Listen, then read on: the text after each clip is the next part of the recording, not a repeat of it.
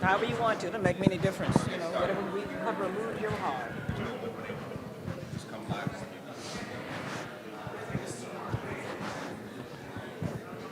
Whatever moves your heart, you know.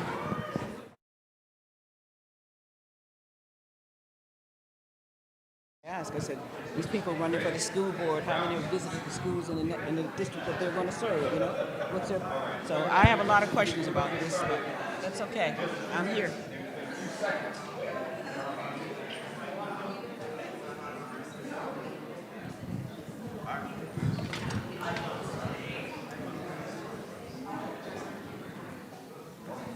In 5, 4, 3, 2, 1. Good morning, and welcome to Rainbow Push, the Saturday morning forum. My name is Rufus Williams. I host the morning show on WVON every morning from 6 to 9 a.m. Honored to be here as we come to this moment of the election, which has been talked about since forever. Tuesday is Election Day, November the 5th. We've got candidates here today, candidates for judge, candidates for the school board, most importantly, to really talk about and get into a lot that's going on. I'm joined here on the stage by Dr. Deborah Roberts, Joanne Roberts, retired educator, who many may know from a number of places, to really get in and talk about the importance of what we're doing and the importance of what all this is. Doc, you want to begin with a couple comments? Good morning. I'm honored to be here with you. I hope that my experiences in the field of education and in the political arena can help some discern as to decisions that they will be making. This election, from the national perspective down to the school board perspective, has tremendous implications for the future of our country as well as for our community. One of the questions, do you want me to continue? Would you like me to continue? Okay. One of the questions that I pose as we look at the national election is that you have one candidate saying that they're going to close down the Department of Education. If that is to happen, it will have catastrophic impact upon the education of millions of children, because millions of children in this country depend on Title I funding and programs to come into their schools. So as we look at that, what does that mean locally for Chicago? What does that mean locally for any community? And as we go forward, we talk about, one candidate is talking about Project 2025. What does that mean for the children and the citizen? I was listening last night to the president of the United Auto Workers saying that historically, Biden has created more manufacturing jobs than any president within this spectrum of we're talking. What does that mean in terms of parents having jobs? What does that mean in terms of unions? What does that mean in terms of having the right to go in and negotiate your salaries? Parents are talking about they don't have enough money to pay their bills and food. What does that mean when we make decisions? So I just a capsule. Those of you may have seen LeBron James commercial. Why are we even talking about this? Is it an issue? I ponder that for you to explore. And as you go down this ballot and talking about the state, your state senators, your state legislators, your federal senators, your federal U.S. representative, are they serving your vested need? What are they doing? Are they bringing dollars back to your community? COVID opened up our eyes to what was happening in our particularly our marginalized communities. They don't have drugstores, have to walk 5 miles to a drugstore. How are your legislators, state and local, impacting upon this to bring service back to your children? I am a practical educator. I'm a practical person. I'm here to serve. I want to help children. I have worked from the north side of Chicago in some of the richest communities to the west side of Chicago, as far south and as far east. During my time of working on elections during this time, we were out voting and registering young people to vote. The Board of Elections said one thing that has stuck in my mind. I'm diverting just to come back to a point.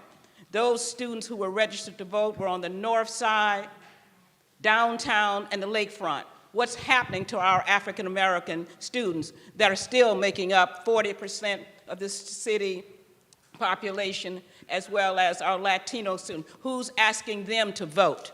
So as we go down this ballot and you move from your federal to your state and you move down to your local, what are the aldermen doing to ensure that these children who are locked out of the system and don't have access to the power, getting them to the polls? Those are the questions that you need to be asking. And if we engage these 18-year-old students and get them actively involved, how can they form a relationship with their aldermen, their state reps, and their senators, and go back and forth up? And the final thing in Chicago, we're now asked to elect a school board. How many school board members have visited every school in the district that they're asking to represent? We talk about having 1,200 vacancies. Are these vacancies in the schools that they're asked to represent? You go into the schools. What is the role of the Public Building Commission? You know about that one, don't you? PBC? I will tell you, he used to be president of the school board. But anyway, I divert from that for a reason. I'm going to stop you in a second, though. I know you know, so let me make this last point. So if we go down the candidates running for local school boards, what is their support to support the needs of the community and the children they're serving? I know, because I've been in schools, I've served as an intervention manager.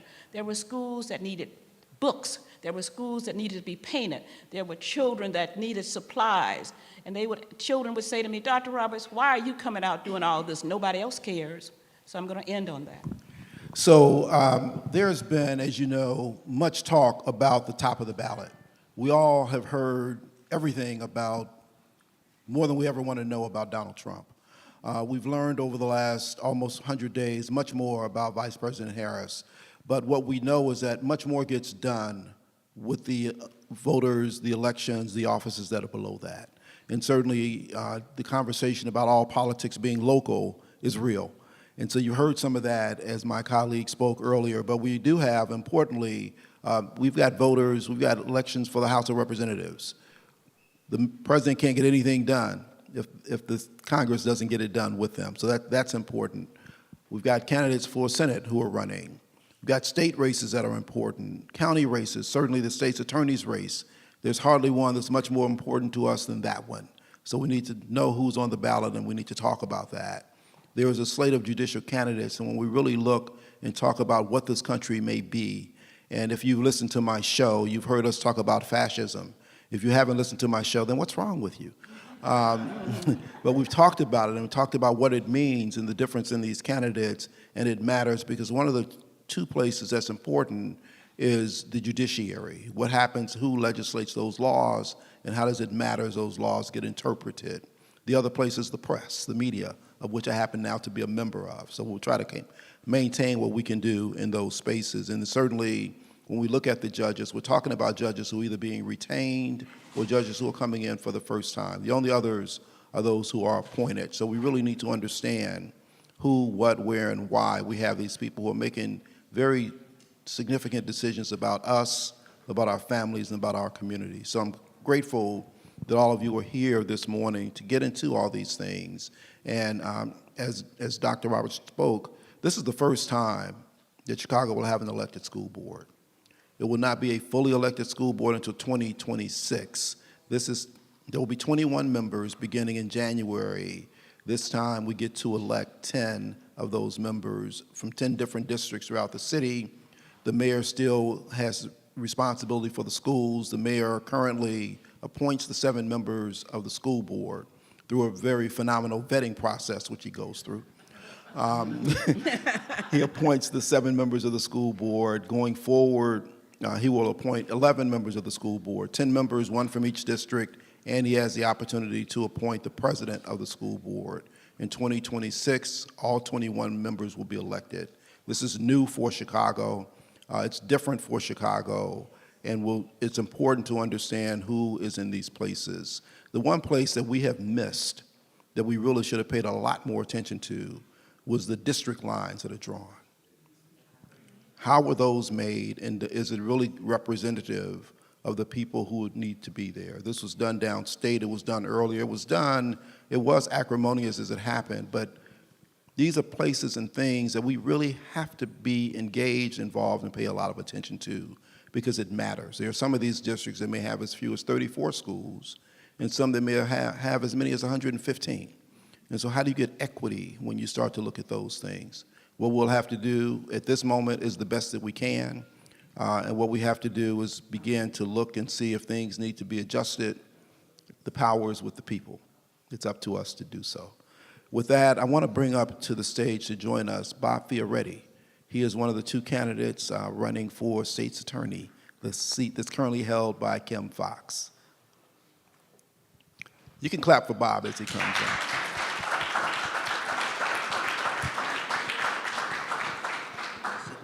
Sure. Thank you. Thank you. So Bob Fioretti, good morning. Welcome back to Rainbow Push. I heard you had a significant endorsement here not long ago. I am so honored to have Reverend Jackson's endorsement. And I think he realizes my work in the community. One thing he did say that was uniform in a lot of people who endorsed me was the word integrity. And I fight for our communities. I make sure that we have the resources that we need in all the communities. You know, I see a lot of the school board candidates, and when you were just talking about, I had more schools in my ward than any other ward.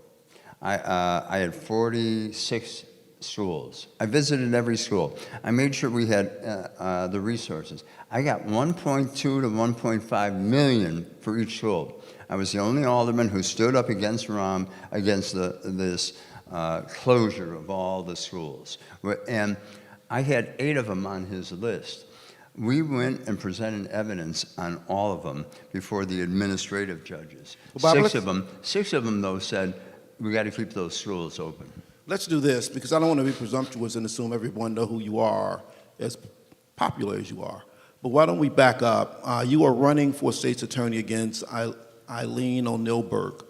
She is the Democratic nominee. You're the Republican nominee. Give us a sense of your background and what brings you to this point. My background, I've been an attorney. I've been a civil rights attorney. I have represented those that have been wrongfully incarcerated in a number of cases. I've sued the governor on behalf of at least 23 wrongfully incarcerated people to release the funds for them, and as soon as you file a lawsuit, sometimes governors don't like it, so they release the funds immediately.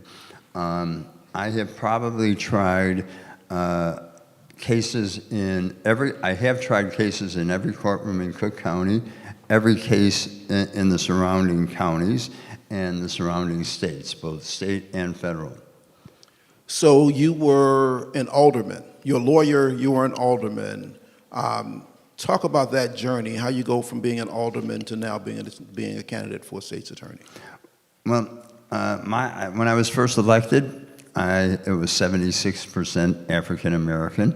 I knocked on every door 3 times, and there were 11,912 doors, but who's counting? And I say that because I really tried to represent the people as much as possible. And it was, thank you.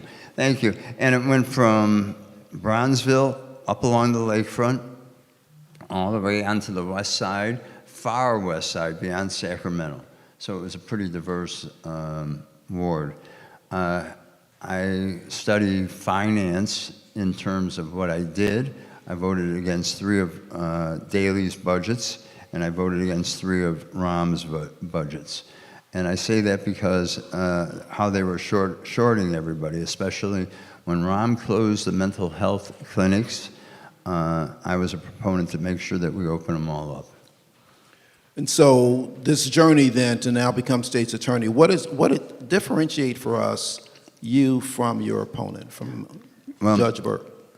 I think Reverend Jackson may have said it clearly. My opponent incarcerated individuals wrongfully, and I work to represent those that have been falsely incarcerated. And she incarcerated an 11-year-old on a coerced false confession. And I say that substantively it violated the law, and procedurally it violated the law. the murder of this elderly woman and the facts of the police report to the confession did not match up. Any reasonable attorney should have said, wait a minute, what are we doing here? And yet, I see that often, that people want to win at all costs. And that was what happened, I think, in this instance. And it ruined this young man's life. I think those of you that know a number of people that have been falsely imprisoned, you see what happens when they get out, and how they have to deal with the issues, and how they have to try to put their life back together. And yeah, we are as everybody in this room knows, the false confession capital, wrongful imprisonment capital of the country, and probably in some ways the world. And I say that, I think my view of our criminal justice system is quite easy.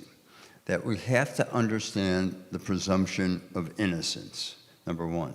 I want fair, ethical, hard-charging prosecutors against fair, ethical, hard-charging public defenders or private attorneys who are creative in their representation of the defendant. And we put those people in front of a neutral judge, and we should have neutral judges, and I know we have one who's representing many of the retention judges here today, but that individual the judge has to call balls and strikes. And then, when necessary, we put them in front of a jury of our peers. But we need integrity throughout the system. And if we don't have integrity, we end up with all these false, wrongful incarcerations. Bob, let me ask you, because this office became critically important to us about 10 years ago.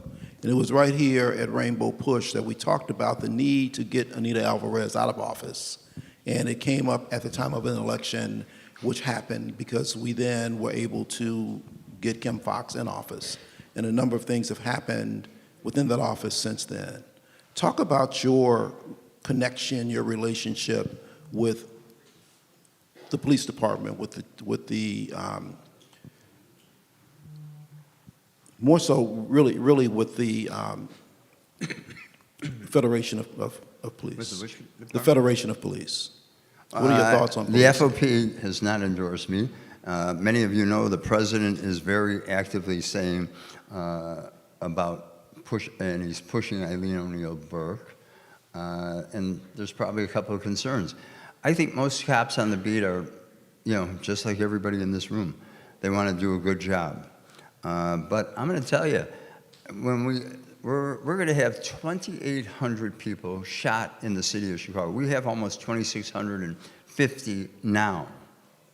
And when you're a young cop on the beat and you come on a scene and you see somebody who is bleeding to death, brain matter on the street, which I've heard from some of them, it impacts you. And the trauma to the individual who was shot, and the trauma to his family who was shot, and to the community at large, the impact. But it also impacts on the police officers and the young ones who go back to their communities, back to their wives, back to their partners.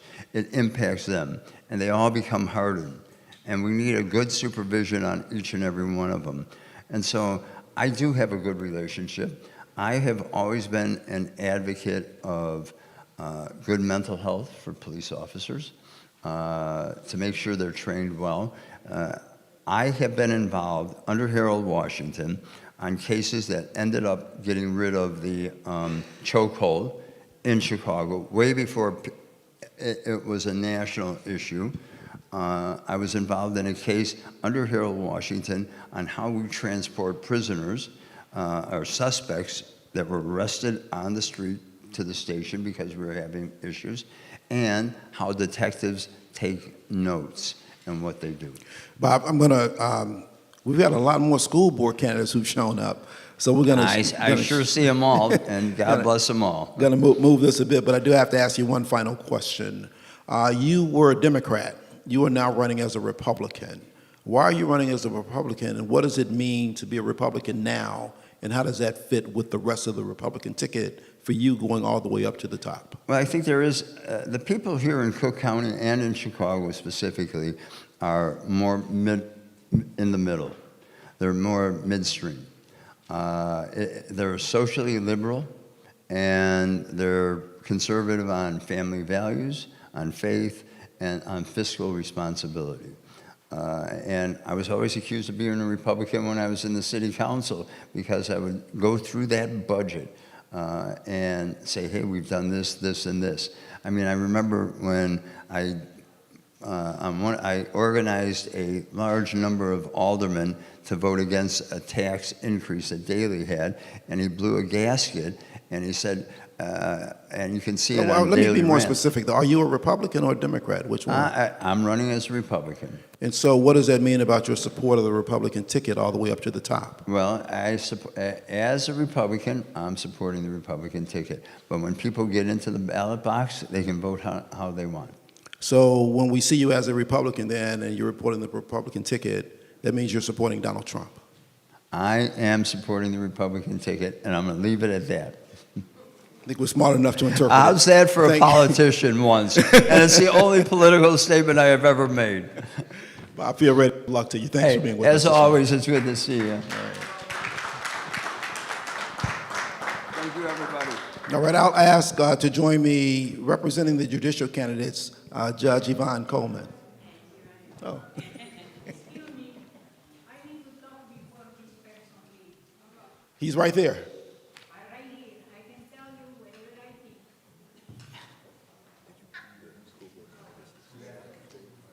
In that case, they are telling me anything wrong thing. I can talk wherever, I can speak, I can talk wherever I want. I am an American citizen, I go for wherever I want. And I don't want some candidate which is just long-standing everybody and not saying the truth. I respect the Rainbow Push, and when I joined it 20 years ago, myself was nobody. But the fact is, I was teaching who to treat the people, any color. So when somebody is coming in because they accept you, because you are blonde and white and green eyes, I say, so what is your problem? I speak wherever I go, and I try to put the things straight and to say, and I went. Ma'am, thank you so much for your views. We've got limited time and a lot of candidates that we really need to hear from, so thank you. I want to introduce to you again Judge Yvonne Coleman, who can speak on behalf of the many judges that we're voting for. There are, I think, 75 judges on the ballot this term, which is why the lines are so long when you're going to vote. But speak to the importance of the role that you have. Let me start out by saying I believe there's 78 up for retention. I never been on a slave with nobody. I don't care if How about now? Okay. All right. Again, my name is Yvonne Coleman. When you see me on the ballot, it'll be H. Yvonne Coleman. Don't ask me what the H stands for. I go by Yvonne Coleman, though. And I'm a circuit court judge. I've been on the bench since 2017 when I was appointed by the Illinois Supreme Court. Every 6 years, our term's in, and we have to run for retention. And there are 78 of us running for retention. Not all became judges in 2018 when I did. Every 6 years, some have been on the bench for many, many years. And every 6 years, we all have to run again because our term ends. I'm really happy here to be able to represent all 78 retention judges who are qualified, experienced, and independent judges. We understand that everyone wants a judge when you appear before us who will treat you with fairness, justice, and primarily dignity and respect. And that's what we all aim to do every time you enter into our courtroom. Let me tell you a little bit about the ballot, because you've got to go all the way down to find us.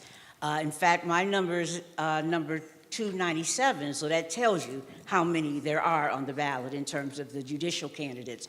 You'll start with the Illinois Supreme Court candidates, then you'll go to the appellate court candidates who are running, and after that, the circuit court judge. Those are the candidates for circuit court judge this year who are running for the first time like I did in 2018 when I was first elected as a judge. So there will be some candidates there. I don't know the exact number, maybe about 8 or so, I'm not exactly sure. But then after you vote there on the ballot, or you see them on the ballot, then you come to the 78 judges. Please go all the way down on the ballot.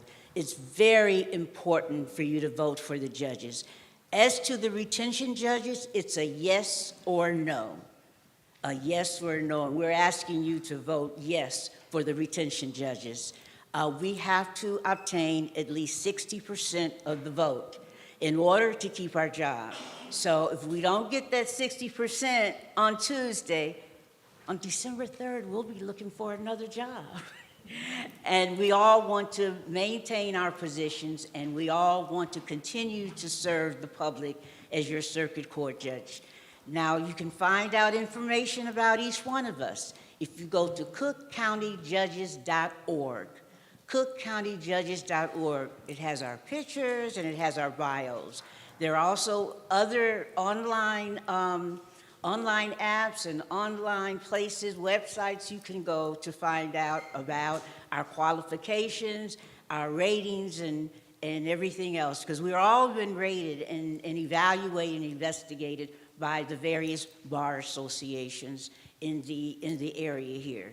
So I just want to remind everyone, don't give up when you're in the ballot box. It'll take you a little time, but it's so important. We impact your lives, your everyday lives. I sit in domestic relations division, so I handle family law cases. So I see people who are in tremendous conflict sometimes, and I have to understand, I have to be fair for both sides, but the decisions that I make, and let me just tell you that I always encourage people to go to what we call mediation or try to resolve their disputes, among themselves whenever they can. Because you really don't want a third-party judge who doesn't know a lot about your family to make those type of decisions. But that's my job. When I have to do it, I do it, and I do it with integrity. I do it as an independent judge, and I do it by giving everyone in my courtroom the dignity and respect that they deserve. Judge Coleman, thank you. So first question, what's the age for? Never mind. But Anybody in here go to grammar school with me? I will simply say, important that you came here this morning, and thank you for sharing all this information with us about what that is. There are judges who are being retained. There are judges who are being elected as well. As Judge Coleman said and should, she wants you to retain all of them. Do your research. Do your work before you get there. She mentioned the bar associations have done some work to kind of give their recommendations, and Justice Watch is also a great place to go to get information on each of these judges. Do your work before you get there. It is a long ballot, and no, they are not all equal. So be thoughtful about who it is that is ultimately making decisions about our lives. Thank you, Judge. All right. Thank you very much for inviting me.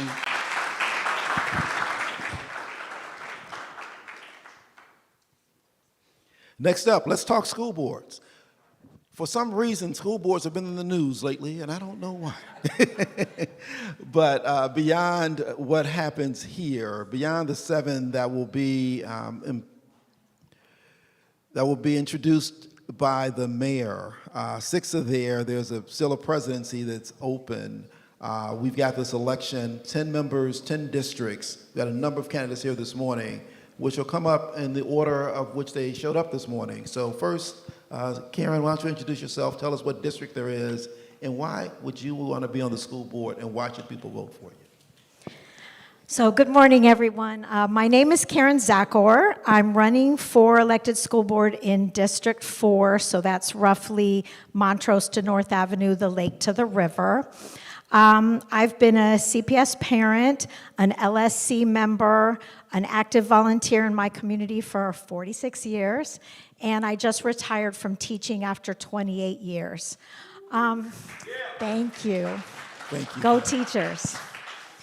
I'm running as someone who fought for the elected school board for over 10 years. And as we fought for it, we had a vision of a board that would prioritize equity, and in particular, making sure that we were supporting Black and brown schools in communities, particularly on the South and West Side, that had been envisioned a board that would not prioritize corporate and privatization interests, but would view schools as hubs of their community, educating the whole child and serving the whole community. We envisioned a board that would be made up of parents, educators, and education activists committed to accessibility to their community and with a track record of fighting for education justice. So I'm running to realize that vision. Did you describe the parameters of the district that you're in? Yeah, so it's roughly, because they're all very irregular, roughly Montrose to North Avenue, the lake to the river. Thank you. Karen Zachor, thank you so much. Good luck to you. Okay, next.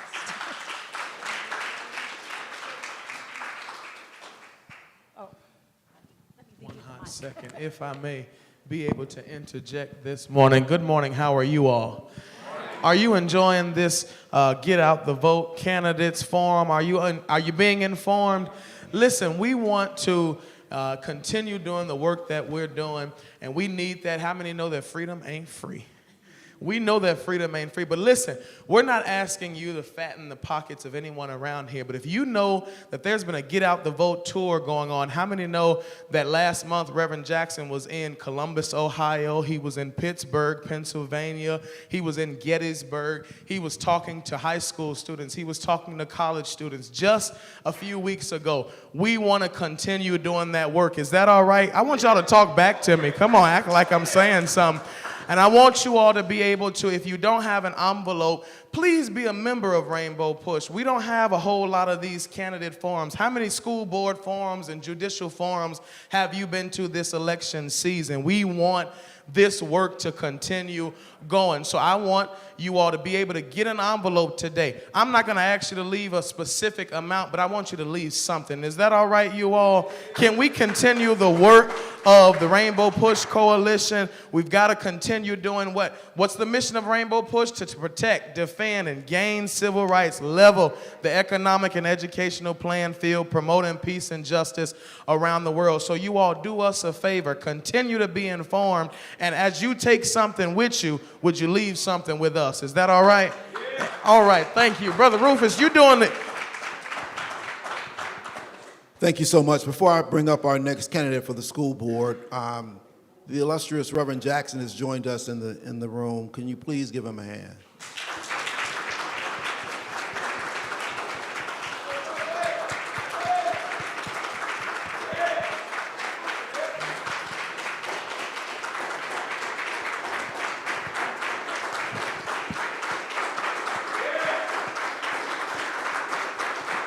Keep hope alive.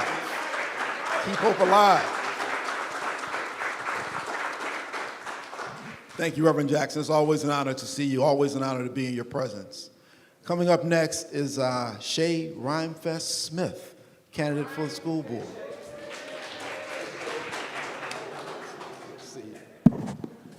Man who almost needs no introduction, but we'll give him one anyway. In fact, we'll let him introduce himself. Shay, take it away. Yes, my name is Che Rhymefest Smith. My name is Che Rhymefest Smith. I am running as a community candidate in District 10, which goes from roughly 33rd and Cottage Grove to 139th Street. One of the reasons I say I'm a community candidate is because my campaign is totally funded by individuals, artists, people from the community, my next door neighbor, Ready Freddy from Ready Freddy Cookies. You know, this campaign from the beginning had to be something where the equity, the money came from our family, came from our community, so that our only interest would be the children of Chicago and the community. I am an artist, thank you. I am an artist who I have multiple Grammys. I have an Academy Award for writing the song Glory and Jesus Walks. But that's not even what's important. What's important is what we do with those awards. I take those awards into classrooms and I use them as an educator to teach young people narrative writing. And what I found is much of what I teach young people in terms of writing, they don't have inside the walls of their schools, which is culturally relevant curriculum. A lot of young people don't even know that Lorraine Hansberry was right down the block, and her parents are the ones that helped create landmark legislation for the desegregation so we can live in Woodlawn and Bronzeville. And when you know about A Raisin in the Sun, yeah, that's a play, yeah, that's arts, but that's also history. That's also culturally relevant, and that also helps young people to know that they walk on sacred ground. When you know that Nat King Cole made Route 66 as a way to give us a roadmap through song on how to get from Chicago to LA through Amarillo and Gallup, New Mexico. These are not just songs to bob your head to. This is education. And what I was finding as an arts educator is that our children don't have it in school. Arts is the first thing that's cut. But through arts, you learn mathematics. If you know Curtis Mayfield and listen to Keep On Pushing, you know mathematics. When you listen to Nat King Cole, you know how a map goes. When you're involved with Lorraine Hansberry, you know the history of this city. And so there's so much richness in Chicago that I was finding artists are being used to amplify political messages, but never allowed to be at the levers of power to transform, reshape, and recreate what our government looks like. And that's why I believe on this school board, yes, you need educators. You need people who know how to do budgets and have experience. But if you really want a robust school board, you need an artist, you need a scientist, you need a teacher, you need all of that for a dynamic school board. And that's why I decided to run. And there you have it, Shay Ryan Smith, your district. Give the folks the parameters of your district again so people will listen. 33rd Cottage Grove to 139th Street, almost to Indiana. The 10th district is one of the largest districts in the city. Appreciate you, appreciate the work you've done. And the only people that an Academy Award and a Grammy don't mean anything to are those people who have them. Trinkets. Indeed, it was the work. Thank you so much, Shay. Appreciate you. Next up, we have Adam Parrott-Sheffer. Adam, come on up.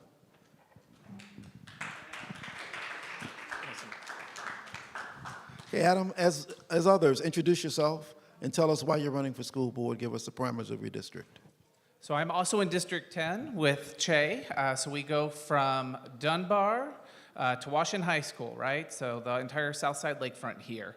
And I am running because back when this was first starting and the fix was getting put in because there were 1,000 signatures needed to be on the race because we had an entity kicking folks off the ballot right and left, it was really important to me that we had a Chicago public school parent to vote for. Somebody who, when they made these tough decisions, that they were going to experience the outcome as well with us. I'm a parent of a kid at Ray, and I'm a parent of a kid at Kenwood. I've been there volunteering since I've started. I also wanted to make sure that we had a career educator, somebody who knows how learning happens in our schools. We know the budget's bad. We know that the things that we're gonna have to make are decisions, and we have to protect kids and learning. And so we need folks who can say, hey, if we put $1 million here, that's gonna make things better for kids. It touches the relationship between teachers and students and curriculum, the most important things that happen in school. Folks who can say, that's not as important, that's not actually happening here. And so as somebody who has been a principal in our system, who has been an educator in Chicago Public Schools, who has increased the number of kids who can read on grade level by over 20% in 2 years, by somebody who has done the same in math by over 20% in 2 years, I know what it takes to make learning happen for our young people. This is also a big job, a $10 billion budget, 330,000 kids. We need folks, if you were at the board meeting yesterday, we need folks who are ready on day one, because that ain't working for us. It is not amateur hour when it comes to our children. And so we need folks who know what it means to create policy for hundreds of thousands of kids.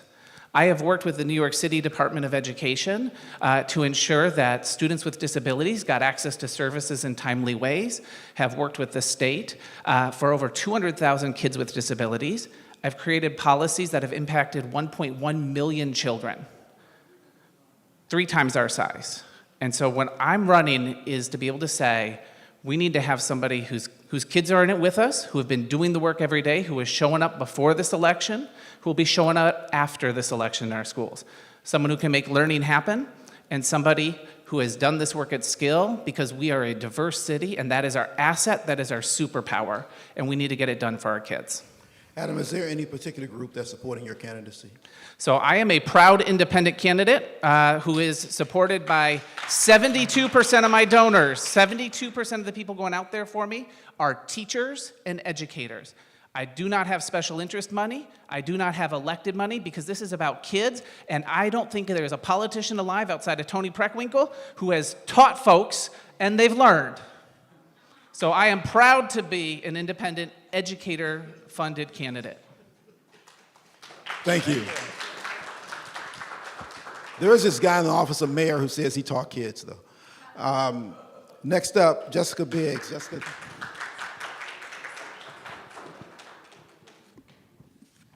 Jessica Biggs, welcome to Rainbow Push. As always, give us your name, your district, and why you're running for school board. Absolutely. Good morning. Thank you. My name is Jessica Biggs, and I am a candidate for our first elected school board in District 6. District 6 is a 13-mile-long district that if you think of the 3rd Ward boundaries and then extend them all the way south to 76th Street, and then all the way north through downtown, Streeterville, River North, Old Cabrini, Wicker Park, and it ends all the way in Bucktown at Lyndale. So it is a large and diverse district that in many ways lays bare the racial inequities of our system. First and foremost, I'm a mom to an absolutely beautiful and curious and intuitive 5th grader. We send Claire to Galileo Scholastic Academy, which is a CPS magnet school. I'm also proud to have served as a high school and a middle school special education teacher for many years. And most recently, I was principal of Burke Elementary School here in Washington Park from 2012 to 2018. Burke is a school that we would consider to be historically underperforming. It's certainly a school that has been disinvested in over many decades. It's also a school with a really rich and important history. The late, great Timuel Black was an alum at Burke. We were able to honor him by naming our library and our innovation space after him in 2015. Margaret Burroughs was an art teacher at Burke. Over the course of my tenure, I'm very proud to have leaned into relationships that I worked hard to build with community members and with my teachers and staff, and with parents in my school, and together we moved that school off of probation. Today I work as a community organizer. I work around neighborhood schools and with community-based organizations across the southwest side of the city, building coalitions of healthcare, behavioral health, social service organizations, and bringing them together in partnership around neighborhood schools to really support the holistic development of young people and families in those schools. Thank you very much. Yeah. Appreciate you being here. Thank you.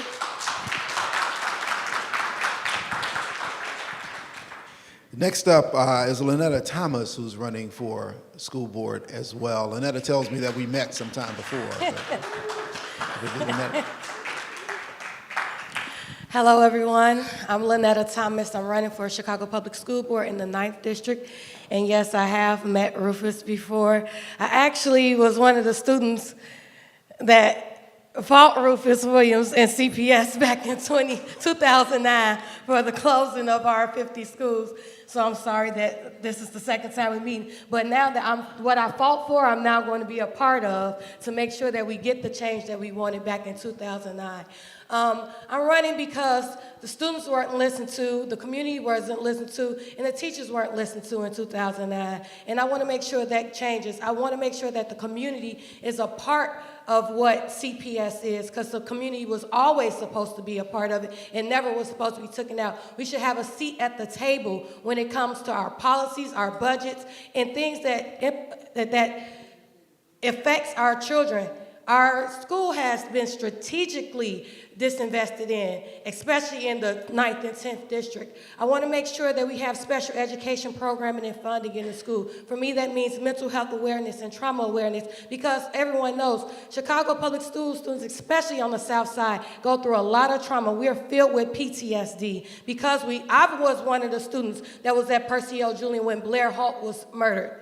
And I was affected by that, and I'm very invested in Percy L. Julian now. I'm one of the volunteers at Percy Julian, a level 2 volunteer at Julian. If anybody is an educator or principal here, you know what that means. So that means I'm very active. I have on Brown today because we have a walk, bike, and run at Julian today. So I went there first because I got invited to here after I was invited to Julian. So my investment is in the South Side because I am a mother of 4 children, 4 black girls that will become 4 black women, and I want them to know what power is and what being proud to be black is, because I was brought up in Curtis Elementary, where every day my teacher, Miss Nilly, in 7th grade told me to say, hey, black child, do you know who you are? Do you know who you really are? Do you know you can be who you want to be if you try to be what you can be? I said that every single day. I sung the Black National Anthem every single day. We did Raising the Sun every single day. So I grew up in a culture of CPS where we were proud to go to school. We were proud of who we were. And I want CPS to go back to that culture, because music and arts is what kept me in school. I was on the Percy L. Julian marching band all 4 years in high school, and I went across the country being on that Percy L. Julian marching band, and that's what kept me in school. I was an A student, I was an honor student, but I did not like school because I knew that school was not for us, and it wasn't built for us. School was for school to prison pipeline, and I learned that early. And so I stayed in the band because music kept me grounded. Music did teach me math. Music did teach me critical thinking. Music taught me humanities, and that's why we need that back in our schools. I'm running to make sure we have full social service teams. We need our nurses. We need our librarians. We need school psychologists every day, not at just 1 or 2 schools. They need to be in their school every day, full time. We need to have our support staff in there for every school, the full support staff. That's your engineers, that's your cafeteria workers, because I talk to the janitors, the cafeteria workers, and everybody, because the full ecosystem of the school matters. I want to make sure we have sustainable schools. We need to make sure if we do green energy in the school, that will take down our cost of infrastructure costs in CPS. We need community gardens in our schools because a lot of kids are not eating at home, and we know that. We need to make sure that the programs that we cannot get, we have Medicaid. All kids get Medicaid. Medicaid can pay for the school psychologist. Medicaid can pay for the school nurse. Medicaid can pay for the school counselor. And I'm gonna end there. I'm passionate. And I'm a civil rights activist myself, so.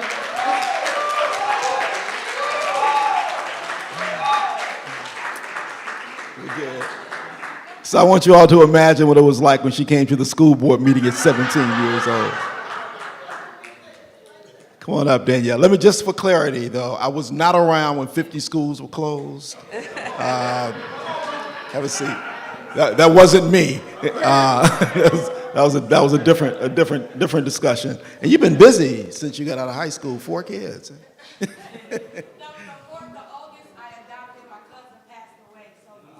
Bless you. Bless you. Bless you. I want to introduce my next candidate for school board, Danielle Wallace. Danielle, take it away. Thank you. Good morning. Now, I've been in church all my life, so when I say good morning, you know I'm going to ask y'all to do it one more time. Good morning. Good morning. All right. Thank you guys for being here this morning. It's early on a Saturday morning, and you all found your way here to learn some more about us. I am, I guess, a child of social justice, and I was spent all of my life at St. Sabina. If anybody knows Pastor Flager, then you know you don't get out of that church without marching somewhere. And so it feels very much like home to be here in NAACP. Rainbow Push, yeah. And so I was, somebody asked me last night, why do you want to do this? Like, you know that this is going to be Well, that's a so good hard. question. Why do you want to do this? I think I'm going to answer that question. I'm going to do this because we have an opportunity to create a village. I had 2 sets of twins when I was 17 years old. And in 1 year, you do the math in your mind, I was 17 with 4 babies. There's no way that I could have done what I'm doing now without the love and support of a village. My church village, my parents, my family, my friends. My good friend became a godmother at 17. And I believe that the schools are an extension, one of the anchors of that village. And when I had those babies, I was at Simeon High School. I had to drop out. We didn't have any homeschool teachers. We didn't have the resources that we needed to help me make it through high school. I dropped out of that high school to take care of my sick babies because they were underweight, because I was young and a high-risk pregnancy. And I had to go back as a parent and then learn the landscape of CPS. When my babies were 3 years old, they went into pre-K. And we journeyed together. And I found out a lot more about CPS, so I went back as a clerk and worked in CPS. And then I started an organization called Kingdom Avenue because I understood the importance of the village. And that's the work that I've been doing for the last 6 to 8 years. But 15 years I spent raising kids, volunteering, giving back to young people because I knew that this was where we needed to start building village. And now we have an opportunity to make the schools emulate the village that our kids so desperately need. And so I want to you don't have a high school dropout that ever made it to the school board, because the victims of CPS are dead, in jail, still undereducated, at home. I know because a lot of them is my friends. But I'm the one that should be, this story that I'm telling you right now should be the norm. I am the one who wants to go back and change what has happened to so many of the people that I know. Yael, thank you so much for your story, and thanks for being here. I appreciate you. Thank you. Andre Smith, come on up. As Andre comes up, I want to say a couple of things. One, thanks to each of you for being here this morning. This is important, certainly the candidates. Thanks to each of you for wanting to do this job, for stepping forward in the ways in which you are. Thanks to all of you who came down to listen, to observe them, and certainly everybody who's watching and listening in the other forums. Thank you all for paying attention, because these are very important positions that have a tremendous impact on the lives of us and the lives of many others. Andre Smith, with that, introduce yourself and tell us why you want to be on the school board. Well, thank you so much, Rufus, and thank you for your hard work at CPS and paving the way and allowing us to see a black person can also be on the school board. My name is Andre Smith, and I'm running in the 6th district. Many people don't know us in school. I'm the great-grandson of the first civil rights leader, woman of color, named Carrie Williams in 1864 in West Virginia. She was a color school teacher, and she saw that things was not right, so she decided to make a stand and filed the first lawsuit in U.S. history in 1864, Williams versus the Board of Ed, 100 years before Brown versus the Board of Ed, and she was successfully won. Just like she created history at that point and paved the way for all the color school teachers and color students to have equal and fairness. Now we're in Chicago, and I want to repeat the same history that my great-great-grandmother did. This is a very critical point, an important point for all of us. We've seen the injustice, the unfairness, and the untransparency in our schools. We've seen children without books and sharing paper and pens and not having laptops and not having the things that they did. We've seen schools, 50 schools closed in 2013, And I stood and fought against them. Me and Congressman Jonathan Jackson, we kept Deneen School open. We stood over there and fought that. And that school is still open, along with many others. But I live across the street from a school called Bessie Ross, who's closed. I am running because my son was in the 3rd grade. And the teacher called me and my wife at the time to the school. And she told me, basically, and my wife, that my son was illiterate and he needed medicine, that he couldn't learn. We immediately took my son out of that school, put him into a charter school. The next year, he was able to read anything that he's seen. And he just graduated from urban prep, top of the class, with over 30 offers to college. Now hold on, because I don't have that much time. The important part of that, I can stick my chest out, but what about the ones that did not do the thing that me and my wife at that time done? So I want to make sure that every parent has the right that I had, so that they can stick their chance out, that we have transparency and we have people that would not allow their kids to be miseducated. It's time for a change, and the change is now. I'm Andre Smith. Thank you so much. I'm running in the 6th district. Thank you, Andre Smith. Appreciate you. All right. Next up, Karen Norrington Reeves, a familiar face, a familiar name. Good to see you. Hello there. Good to see you. How you doing? I'm doing great. So you were doing some things before that came to this. Tell us now why you're interested in running for the school board. I was doing some things. You're doing some things. Should I talk about what I was doing If you first? want to. I didn't want to put it out there. So I met Rufus through my previous work. I was on his show several times. I was the founding CEO of the Chicago Cook Workforce Partnership, and in that capacity led workforce development for the city of Chicago and Cook County, helped over 100,000 people get placed in employment, including our youth, raised over $150 million for innovative programming to help get our kids connected to all sorts of jobs, not just entry level, but jobs with career pathways, managed about $500 million in federal and state and local funding as well.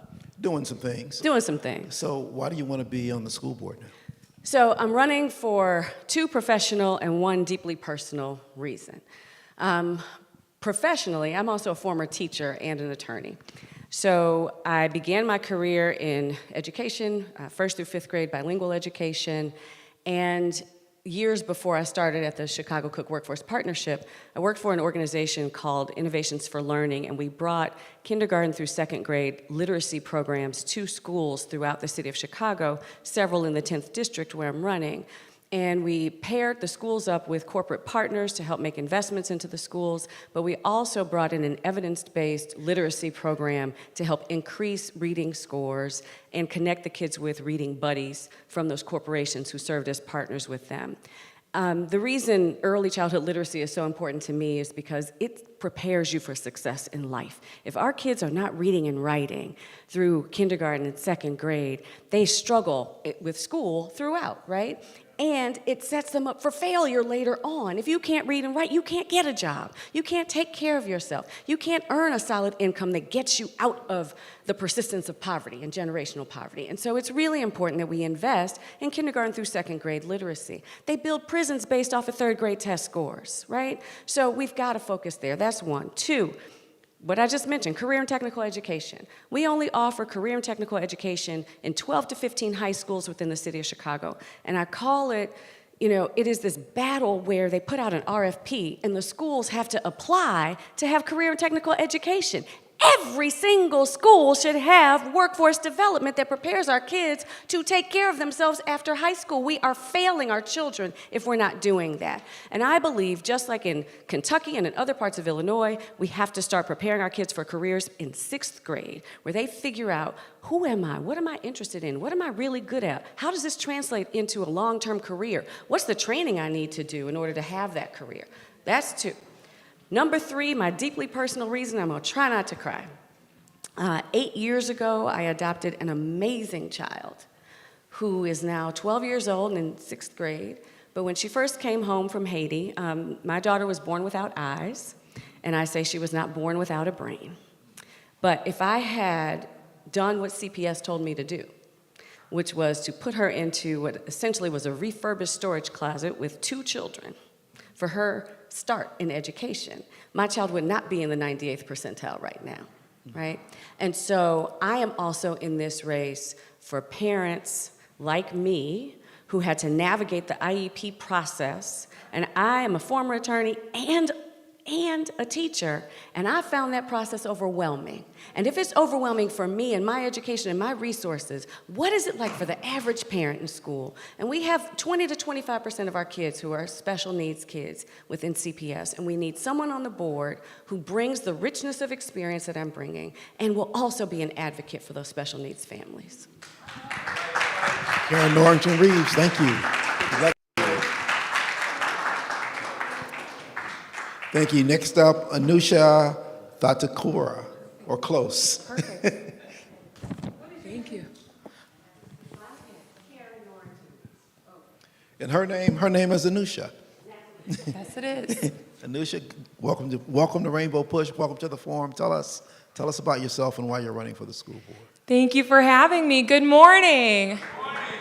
My name is Anusha Todokora. I am running in District 6. I'm running because I believe every child in our city, no matter where they live, deserves access to a high-quality public education.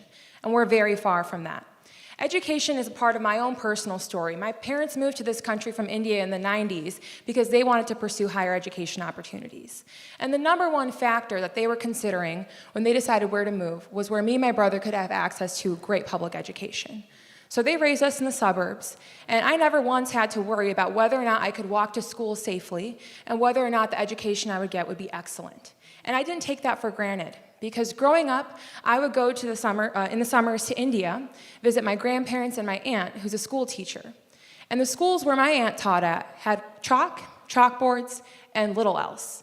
And so my mom would raise money for fans, air conditioning, for her sister in the classrooms in India, and I would see the differences and, of course, the stark disparities between the education that I was receiving and the others around the world received.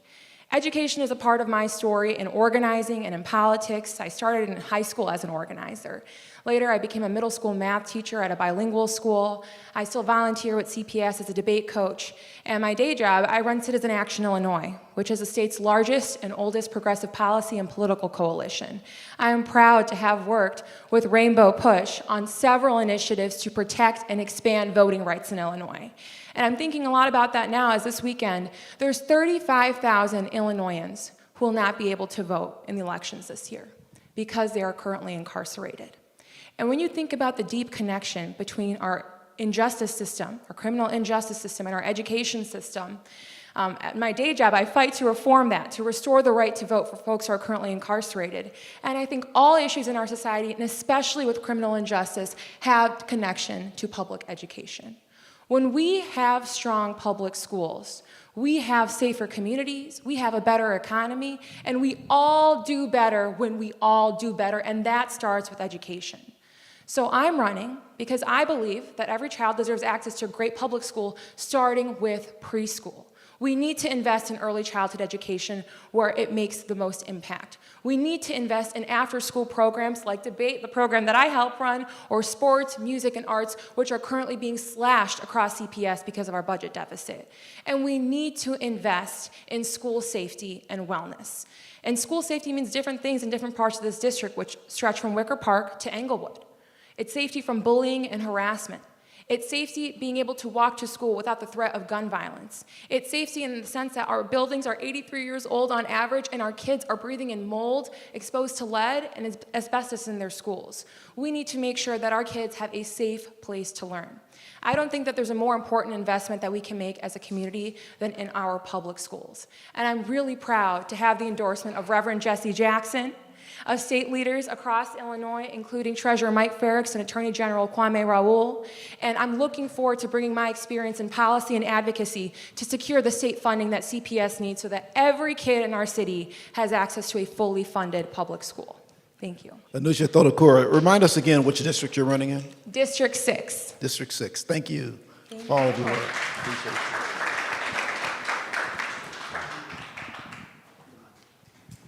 Next up, Angel Gutierrez, or Angel. Angel. Good to see you. Good to see you as well. Good morning, ladies and gentlemen. Morning. How's everyone doing today? Excellent. My feet are killing me, though. Killing. So my name is Angel Gutierrez, and I'm running in the most unicorn district just because of the way it got cut, right? It runs south of I-55 in Harlem, goes all the way to 65th, to Cicero, all the way to 87th, all the way to Western, all the way back down to 71st Street, all the way down to Paulina, and then ends up as far north as Madison and Franklin. So it's got a whole little strip of the South Loop area. Couple things. So I got into this race because, man, I woke up in January of last year and I got my first tax bill. And that tax bill had a 40% increase. Again, a 40% increase. And I was like, this is ridiculous, right? And then I said to myself, you know what, I'm kind of done. You know, you look at the 56% of the tax that's supposed to be going to CPS, that's roughly 50% is going there. And then you look at performance, right? You have 31% of our kids reading at level, 19% doing math. And we have to do better, right? We have to reimagine schools. A little bit about me. I have dedicated my life to service. From the time that I was in grammar school, growing up in Little Village, taking groceries from Hector's store to Albany Terrace, apartments for seniors, to working with disabled students at Misericordia, to helping create a one-stop shop for women, infants, and children at our WIC food and nutrition centers throughout the city of Chicago, to working on creating summer lunch programs that bring kids together, creating safe spaces, jobs for all CPS kids.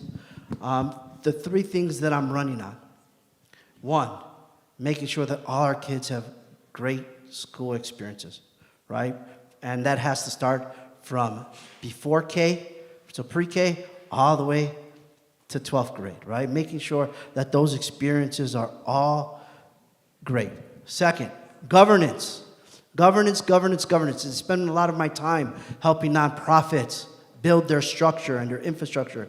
And I think we can all agree here, if you saw the board meeting yesterday, you know, not ready for prime time, right, is what I would call it, not ready for prime time. And then if you look at the dollars and how they're spent, right, we currently are facing a $300 million deficit that's going to get taxed on us, and that doesn't include, right now we have $600 million, I believe, is the deficit for CPS that's only going to grow once all the dust settles for schools. The other piece that I put here, I put this chair in front. I did this on purpose. That chair represents the opposition who don't show up to these candidate forums. So remember, I was taught as a young man, if you want folks' endorsements, if you want to be with people, and if you're part of community, you have to show up. And if you don't show up, you shouldn't call me. Remember, Punch 101 in District 8. Thank you. Angel Gutierrez, thank you so much. Take care of those feet. I just want you all to know, I have 1,000 questions that I can't ask because we don't have time. Kimberly Brown, good morning. Good to see you as well. Come on, have a seat. I'm going to squeeze by you here. 1,000 questions I have. So many questions today. So much questions, so little time. My show's only 3 hours. It's going to be like the deep cuts over on TikTok. All right, Kimberly. Yes. Tell us about yourself and why you want to be on the school board. Absolutely. You know, and I know we've got a lot of candidates here, you can do this a lot of different ways. So I'm going to, and one, thank you all for being here. I grew up, I like to think I present very put together. I grew up with a lot of food insecurity. I grew up with a household that wasn't physically abusive, but my parents went through some hard times, and so there was a lot of emotional abuse. My siblings and I essentially took care of ourselves, and school was our safe place. Eventually in high school, I became a very overachieving individual and student because I knew I needed a scholarship to get out. Right? There was actually a woman I saw online, she's like called the millennial manager, and she said, behind every like overachiever, there's probably deep trauma, right? Because you have to push. I was in a domestic intimate partner violence. I've had a loaded gun held to my head, and I did not leave, right? Because it takes a couple more weeks sometimes if you ever get out. So working mom, I currently did get out of that relationship, and I did survive it. But I was a journalist, and I was an incredibly poor journalist. I've lived in single-room apartments in Rogers Park where the fridge didn't close, the stove never really turned off, you couldn't fit in the bathroom, and I slept on the floor. And I lived off of cigarettes. You make it work. My husband travels a lot, so a lot of times I'm a functional single mom, and I'd be late to pick up, and I'd have 2 kids, and you gotta build your community and make it work. So when I made it, I got to the top, I climbed the mountain, I was a chief officer, and I made the money, right? We were able to buy a condo in our little slice of the city, and we had our kids, and life was good, and I would wake up 2 years ago, and I wasn't fulfilled. And so what do? You go back, you do the work, and you say, what does the little girl in me want to do? I wanted to be in politics. I wanted to be in public service. I wanted to go to Georgetown. I had done an internship in DC. I was a presidential scholar. And so I started looking around on how to do that. And we had just enough money. So recently I quit my full-time job. I'm a part-time dog walker. 6 years ago I started teaching because I love teaching. I'm an adjunct professor. I teach adults. My kids are in school, so I'm not bleeding with the daycare costs. But I know, and I'm running on the platform of experience and empathy, but I want to start with that story because need doesn't discriminate, right? Food insecurity, domestic violence, right? That doesn't discriminate. It can happen to anyone. I had a professor at Northwestern. She was a very high-end white woman. She lived on the North Shore, and she got beat up every night at home. We don't know what's happening in our kids' homes. And school is our place. And so as an executive, as an educator who's worked with adults, who does change management, as a non-practicing journalist, because Charles Whitaker will not let me say former journalist, I'm just non-practicing for a while. I believe hired executives, I've been executives, I know how to oversee organizations, I know how to run change management. I have kids in the school system, I know what it feels like. We cut district transportation. You know who gets hurt? Moms. Working moms when they can't get their kids to school. The other thing I'll say, education has always been a women's issue. But a couple of the candidates have said this. You want to make Chicago better, you make great public schools. You want to fix the economy, you put money in public schools. You hate kids, but you love money, you dump everything you have into public schools. Public schools bring jobs. Public schools make elected officials fix your streets, fix your sidewalks, get speed bumps, build parks. Small businesses come in with real things, not cash loans and all that crap. Public schools bring economy. You want to make the city better, you start with public schools. So when someone said, you want to do this, why are you running for school board? Why wouldn't you? And if you don't like it, you run. And the best thing that happened, and I will leave you with this, look around the room. We are winning. We are having forums about public education. We've got individual citizens sitting in this room who got more signatures than aldermen. And you are going to teach people in 2 years how to do it. And there's going to be more of us. And there's going to be more forums. You know what I put on my website? All the candidates. I want people to vote. I want every high school student to vote because I want the seniors in high school to drive this election.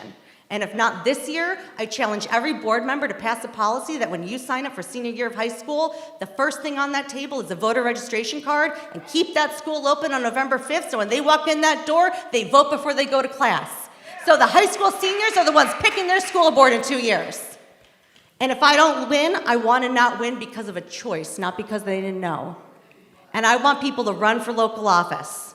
So I am running because of experience and empathy. I'm running because I'm in it. But I'm running because I love Chicago. And I'm not going anywhere, and we choose this city.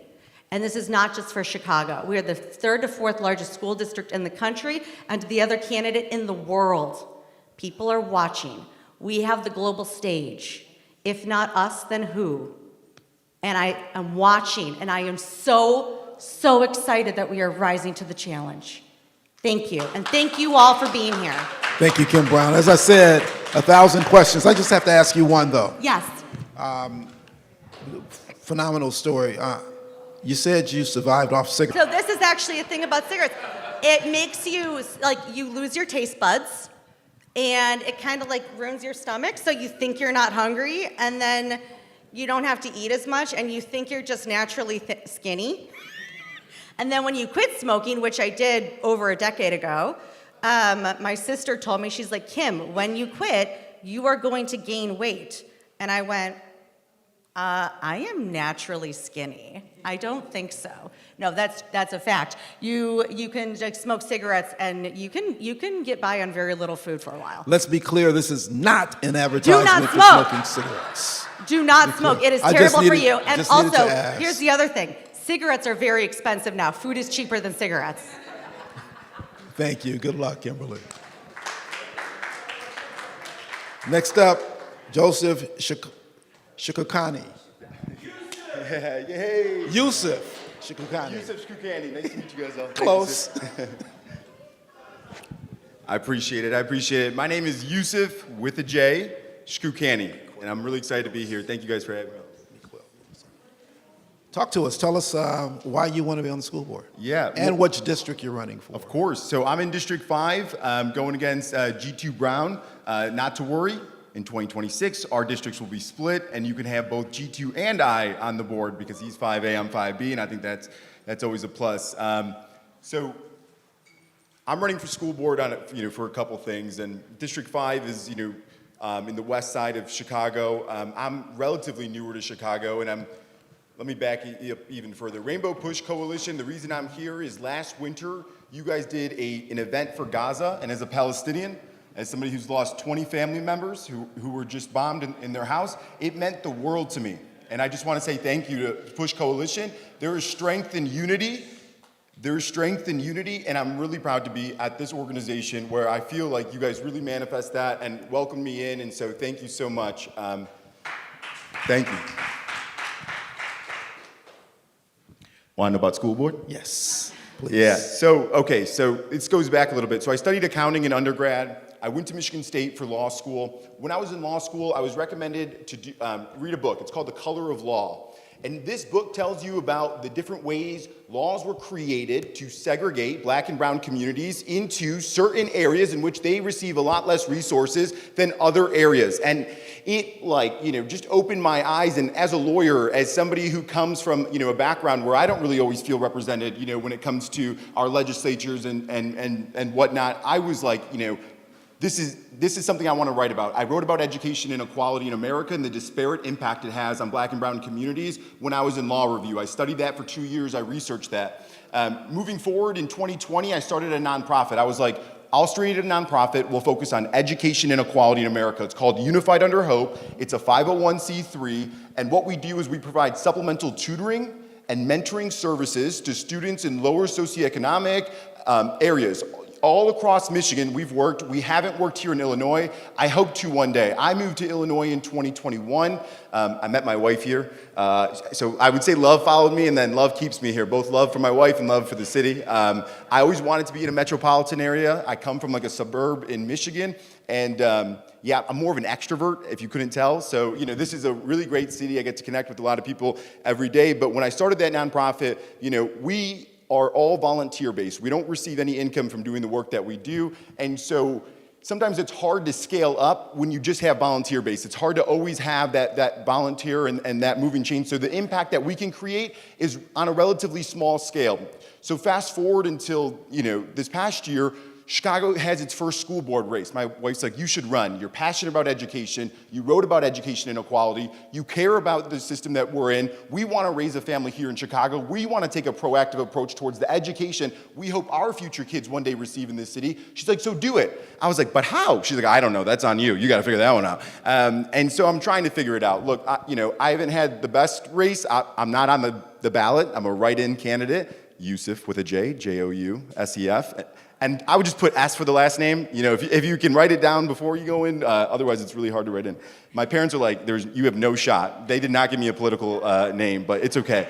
I love my name, and I'm proud to have my name. It's unique. My mom's Italian and Greek and Christian, so she wanted Joseph with a PH, and my dad is from Palestine. He immigrated here when he was 18, and he wanted Yusuf with a Y, and before they divorced, they were compromising, and so my mom got the J, and my dad got the back end of the name, and that's how I'm here.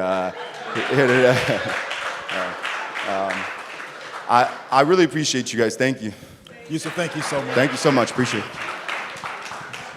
Thank you so much. Yeah, I'll do my best, I promise. Next up, Lamont Raymond Williams. Good seeing you Good again. to see you again as well. Welcome.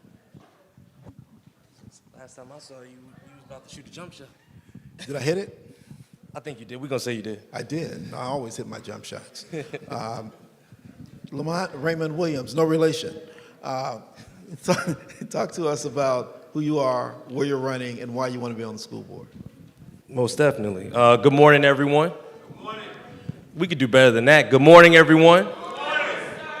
Thank you.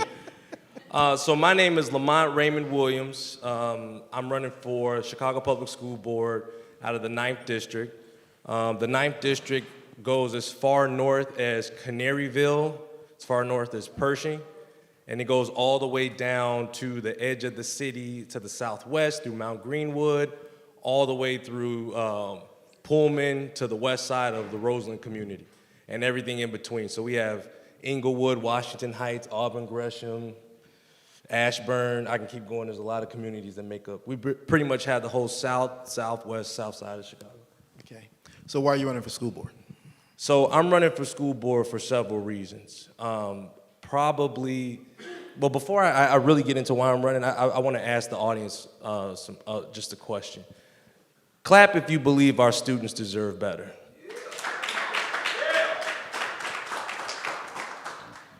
I didn't see everybody clapping. I didn't see a couple of candidates clapping, but I ain't gonna say nothing. Clap if you believe that we cannot continue to properly serve and resource our students with a $500 million budget deficit.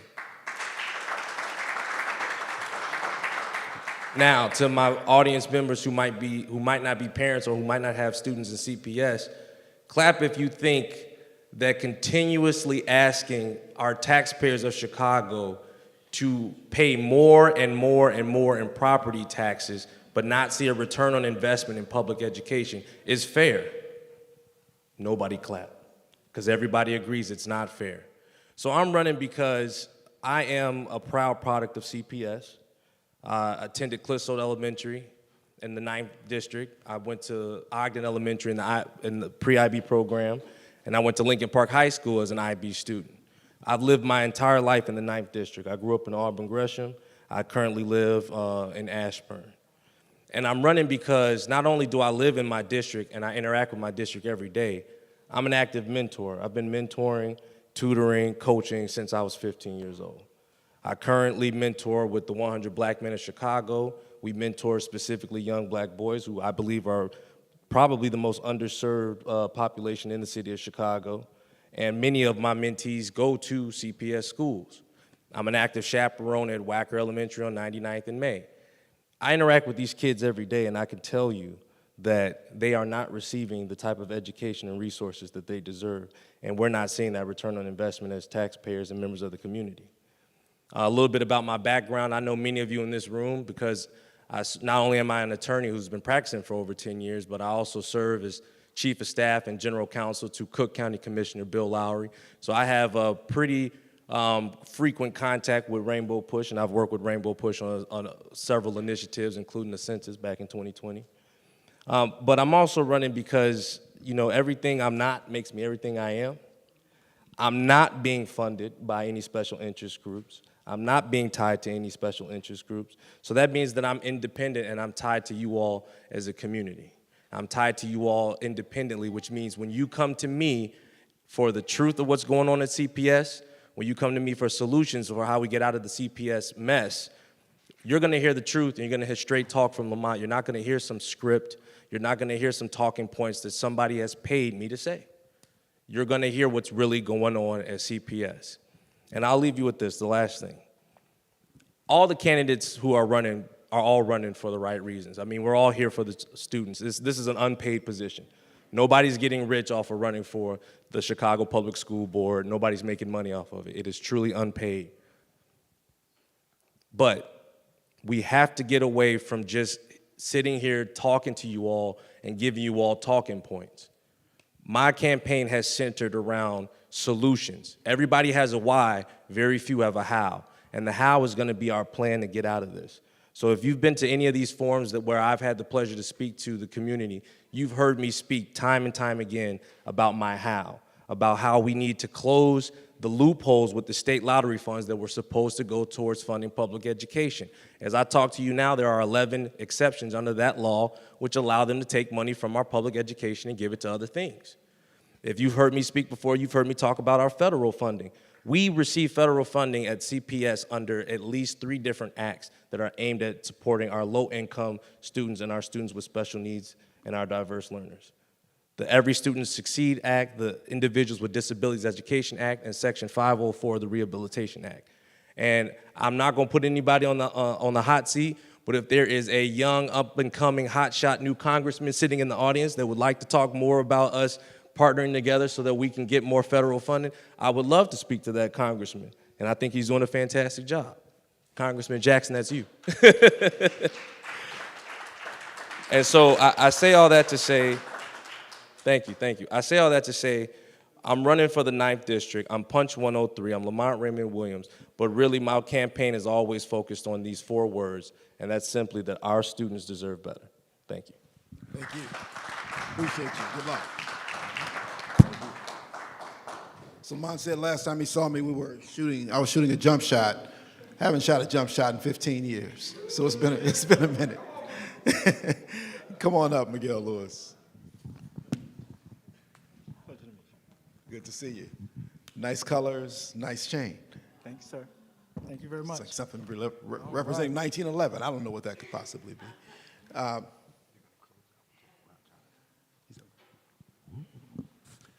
Sir, talk to us. Tell us why you want to be on the school board, which district you're representing, and who's supporting you. Yes, of course, thank you.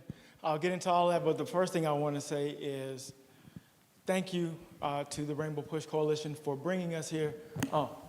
To the Reverend Jesse Jackson. Salute, sir. Thank you. Thank you for the decades of leadership, for showing us how to be leaders of our communities. Thank you for modeling the way. To all of the candidates who have been here and have represented their why so that we can understand how important this moment is, thank you all for putting your leadership on the line. Folks, my name is McQuell Lewis. As you may have heard Mr. Williams say, Miguel Lewis, and I'll tell you that both those names are accurate. And let me tell you a little bit why, and that is also part of my introduction. So my mother named me Miguel Antonio Lewis. And my mother was also my first phonics teacher. One day, my mother said, Miguel, and she used that. How many black mamas in the room? Y'all know when you want to get your child's attention, you put some emphasis on that name, and so she did to get my attention, called me into the room. Now remember, my mother was my first phonics teacher. She had taught me a lesson that I used in this moment when she called me into the room. She had taught me when you put these 2 letters together, Q and U, they make this qua sound, and I liked that. I liked how that qua sounded, and so my mother called me Miguel, and I entered the room. I said, Mom, please don't call me Miguel. And then I braced myself for impact. The impact never came. And she said, why do you want me to call you McQuell? I said, Mom, I like that name. Can you please call me McQuell? And so here is the moment that my mom empowered me and made me the leader that I have become. She said, okay. And then she changed my name both on my birth certificate and on my Social Security card. And so I am McQuell Antonio Lewis. And I'm proud to honor my mother in that way. Folks, I am here to become the representative for District 9 for our Chicago Public School Board. District 9, as you have heard other candidates acknowledge, is a very large district. It runs as far north as 39th Street, as far south as 129th Street, from Cottage Grove to Cicero. It is expansive. And I have been out meeting voters, meeting parents, meeting children all across this district who tell me that they do not want to be told where they want their children to attend school. So that is why I'm here. I am here to represent parents, because that is how I got here, as an active parent, advocating for my children's education. Folks in this room, if you have ever had to find a school for your child to attend, you know how difficult it is in the Chicago public school system. My wife and I, who I've been married to for 25 years, yes, she is my person, we did what a lot of families, if not all families, would do if they had the opportunity and the means. We moved from one community neighborhood to another so that our children can get access to a high-quality public education. Where we moved to, the school was considered to be one of the best, if not the best, public elementary school in the city of Chicago. And so we sacrificed. We did a lot of putting our nickels together and trimming the fat of our household budget to ensure that we could afford a home in the community where we could send our children to this public school. And then something happened. Ultimately, our children had to go to high school, and that presented an entirely different problem. The local high schools in closest proximity to where we live were not institutions where we believed that our children could get the best public education. And so we did what I believe every parent who wants a high-quality education for their child would do. We enrolled our children in schools that were outside of our community neighborhood. And for 4 years, my daughters became my commuter buddies. I traveled from the far south side of Chicago to the far northwest side of Chicago to make sure that my children got back and forth to school and extracurricular programs every day of the week until graduation. And I would do it again and again and again, because I know that education, and high-quality education, has the power to transform a life, because it did it for me, did it for my wife, has done it for my children. It has also done it for the thousands of children that I am responsible for on a day-to-day basis through my full-time employment with the Circuit Court of Cook County. I have the privilege of serving as the acting director and the chief probation officer for the Cook County Juvenile Probation and Court Services Department. I've served in this role for the past 3 years. I have been a probation officer for 26 years. It is true, I have committed my life in public service, making sure that some of our most marginalized children get access to the resources, the services, and the education that will transform their life. So I have partnered with community-based organizations, lifting up the programs that make the most impact for our children. I have partnered with Chicago Public Schools to make sure that the children who are considered to be the problem children still get access to education. So what I want to do, beginning day one in the role, is to give all of our students access to high-quality education, scaling up the solutions that I know work, because I'm doing this work right now. I'm not over-promising you all anything. I am committing to you all that on day one, I will be doing the work that I have been doing as the acting director and chief probation officer on a much more scaled level, because I will have the opportunity to work across the district with colleagues who will be elected like me, with the system that is responsible for our children. And we're going to do it. Of course, we will address the budget. I am currently the chairman of the Noble Network of Charter Schools, and in that role, I have chaired the Audit and Finance Committee, making sure that that network of charter schools, which is one of the largest in the country, the largest in the state, has a balanced budget so that children who receive their education there do not go without. I know how to do it. I want to bring these talents, these skills to the Chicago Public School Board, which, this will be my last point, I've had the privilege of serving on in an appointed capacity in a prior administration, which gives me the relationships with the administration, with the leadership, with the folks who do the work inside that system. So I'm ready to get to work. Day one, I'm ready. Thank you all for the time. Thank you.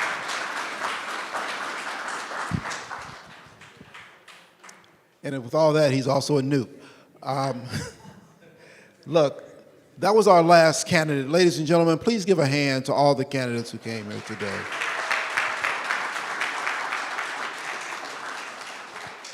Come on over, Congressman. As we get ready to wrap up with the Congressman, I just want to say this. Many of you may or may not know, I am the former president of the Chicago Board of Education. And I was also one who was not in favor of an elected school board. I thought that there should be accountability for our schools, the biggest institution in the city, and that accountability rests with the mayor. So if we didn't like what he was doing with the schools, we kick him out. If we like what he was doing with the schools and we thought that was the issue, then we keep him, but there should be accountability. I am grateful to all of you who have decided to take this task on. It is a big role, it's an important role, and it's wonderful to see so many people with so much talent and so much conviction and so much passion who are stepping forward to take on this role. It's important, those of you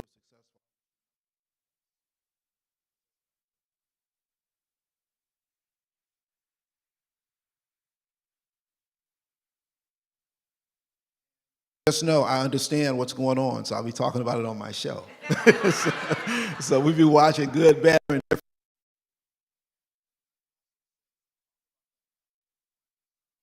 This.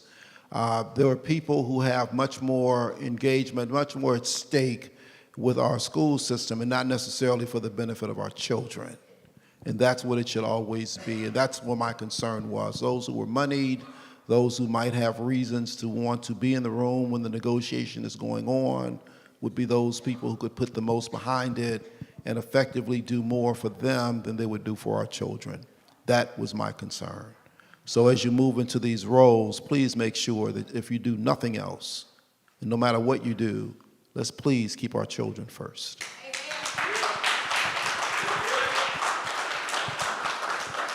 And so as he was called out from the audience is the congressman. This is and has been talked about as being one of the most consequential elections in history. You're sitting there in Washington. You're carrying it for most of us here. You're certainly carrying the name for your dad, which carries a lot. So talk to us about what this election really means. Well, thank you so much, Rufus. Thank you for your service. And once again, thank each and every one of you for your courage and your commitment to Chicago Public Schools and educating this future generation. I truly appreciate your public service. If I could weigh in on just one thing local and then answer your question. Because I've had my fair share of run-ins with CPS. CPS, you're going to confront a $9.9 billion budget, call it $10 billion budgets, and they keep telling you the structural deficit of $500 million. But the system is very much broken, like extremely broken. And ever since we went from professional educators that are state certified, from Manfred Bird all the way up to Ruth Love, they started putting the money in front of the children. Now you're looking at interest payments over $780 million out of that $9.9 billion budget. The credit rating by Fitch, Moody's, and Standard & Poor's is BB, which is junk credit rating. Why are our children in a junk credit rating? So almost 10% of the funds in the Chicago public schools that are being collected are going to pay interest to bankers. That's all I want to say on that at the moment, but I am going to think of some legislation to confront that. Children should not have to pay the debts of banks that have been bailed out. But specifically what's happening in the federal government, education's a $90 billion commitment from the United States Department of Education, almost 10% of the federal budget. The current head of the education and workforce is a part of DEI removal and wants to see the Department of Education removed from the federal government. Project 2025 is real. Before I go into anything else, I'm Jonathan Jackson, 1st Congressional District Congressman, and I would like to have your vote on November 5th or early votes. So I'm on the ballot. But there's a big challenge. When you see DEI, and there's so much to discuss, but two things. On the DEI, remember June 29th, 2023. That's the day that's going to go down in infamy when the United States Supreme Court struck down diversity, equity, and inclusion. It seemed like it was a small thing, but it was a huge thing. When they attacked Harvard University, founded in 1636, when they attacked University of North Carolina, founded in 1789, and said that the largest public and private institution cannot have race as a consideration for acceptance and matriculation, that overturned almost 300 years of progress. We've only had these laws on the books for less than 50 years. How are you going to undo the damage of 300 years in 50 years? Then they made a waiver and a cutout for the department, for the military academy. So we can go front to the lines to give our bodies up to die, but we want to have equal access to contract compliance and to education. Every member of the United States Supreme Court went to an Ivy League school. Now they've pulled up the bridge, they've closed the door and said your children can no longer have consideration. That is not a narrow decision. That is going to go all through contract and compliances. Every city, municipality, and Fortune 500 corporation is now being challenged that has a minority set-aside program. That means those that are in business and want to get into business are going to have fewer options. This is going to be the fight of my generation and a following generation to have to overturn those laws that have now been struck down by the United States Supreme Court. So when Brother Rufus, and I appreciate your service and always love listening to you on the radio, what's happened with the United States Supreme Court is our radio stations are going to have less advertising revenue. When Senator Cotton out of Arkansas sends letters out to Fortune 500 corporations if they have a minority or diversity program, he says you cannot have anything that has any consideration of black. You can have it for foreign students, you can have it for women, you can have it for people in rural areas, but you cannot have any consideration of race. That's something for us to be upset about. And this program is now confronted 8A contracting with federal contracting. And those that thought the military was going to get a waiver, that same gentleman, Mr. Bloom, has now, with the Students for a Fair Admission, is now attacking the set-aside for African Americans to have consideration to go into the military academy.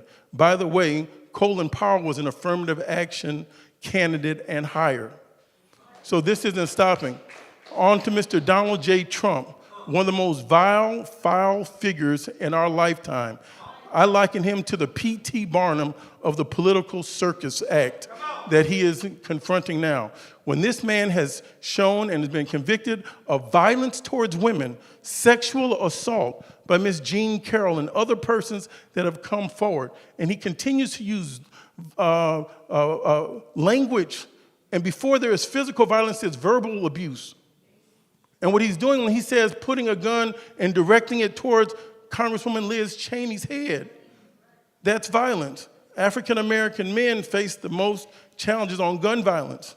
White females face the most violence as a female group on gun violence. He's playing with something very dangerous. Then when he goes on to say that, let's lock him up, he said it about Mrs. Hillary Clinton. If he's so big and he's so bad, why hasn't he talked that way to one man? When you start attacking the autonomy and the agency of women, it doesn't stop there. I've been mentioning Mrs. Fannie Lou Hamer this entire election season. Ms. Fannie Lou Hamer was jailed and beaten for wanting to exercise her right to vote. Our challenges for voting are on the chopping block. We need to pass the John Lewis Voting Rights Act. We have to have voter protection. You can't keep threatening and closing polling places. Now, when he starts threatening our Voting Rights Act and women's reproductive issues, and I will close. What happened with Miss Fannie Lou Hamer, she was born and raised on a plantation and then sought the right to vote, and ultimately in 1964 went to confront the Democratic Party in Atlantic City, and President Johnson jumped on TV to try to get her off of television and only made her bigger. A woman that died at the age of 59. She died fighting for voting rights. She never had a chance to see the Voting Rights Act fully implemented. Then she had a cyst. She went to the doctor in her county in Mississippi. They removed her cyst. And by the time she had awakened, she also found out she had a forced hysterectomy. When they investigated the county, 6 out of 10 African-American females in that county in Mississippi in the 60s had forced hysterectomies. Let me tell you something from a bird's eye view and a worm's eye view on the floor of the United States Congress. The same people that are against a woman having the right to have reproductive freedom for her own health also believe that poor women have too many children. Also believe that the Department of Education isn't necessary in 2025 because poor children can't learn. It's a deeper systemic problem. I am thankful to be here at Rainbow Push again. I encourage everyone to make voting a family value. Education, as my father, Reverend Jesse Jackson, has said over and over, has to be a family value, and going to vote has to be a family value. Have mock elections, talk about the public policy, not politics. Politics is who gets what and why, and some of that stuff is gossip, which I could care less about. But let them see public policy in action. When we had talked about the Olympics coming to the city of Chicago, what was painful about talking about the Olympics coming to the city of Chicago, we don't have access to Olympic pools in our neighborhood. Our children don't have access to Olympic track and fields. Our children don't have access to the Olympic standards to play on the fields. So I support you 100%. Please take a close look at the interest payments. The bankers as a solution. The bankers that make fees on our underwriting on so many things should not be so greedy and so callous that they want to tax and take pennies and dimes and dollars off of every child's head. They need to give that interest back. The federal government bailed them out. That will go a long way towards closing the $500 million budget deficit.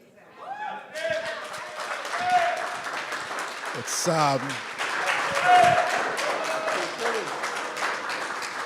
Congressman Jonathan Jackson, vote for him if you haven't already. Are you opposed? There is someone running against me. I choose not to mention his name. I need every vote. And I'd be happy to serve one more term. You know, it's interesting you would mention the Olympics and the pools, because soon after I got on the school board, we were visited by none other than Reverend Jesse Jackson talking about not having water in the swimming pool in one of our schools on the south side. Can I mention just one more thing? Well, you have The last thing, and here's good news. Vice President, you will soon be saying President Kamala Harris. She will win. I feel stronger about that now than ever. She has the momentum. You're seeing Mr. Trump fall apart, his anger, his viciousness. He can't hide it anymore. I've been wearing my Harris and Jackson paraphernalia. I've gotten some nods and some winks.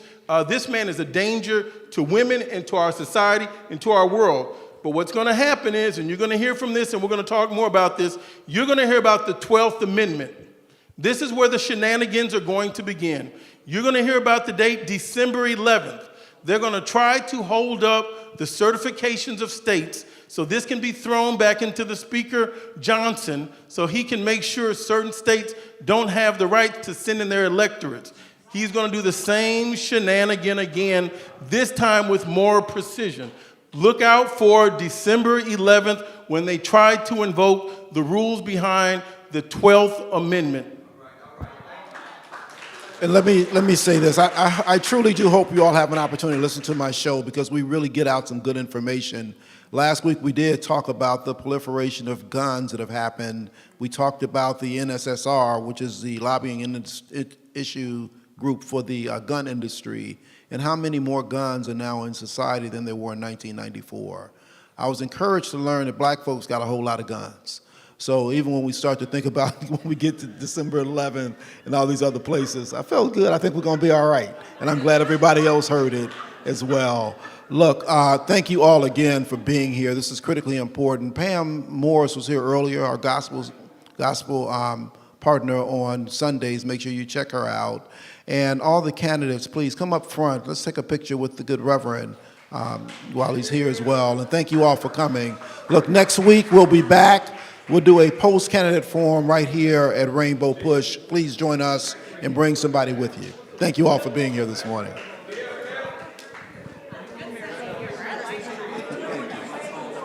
Everybody. Everybody. Yes. Thank you.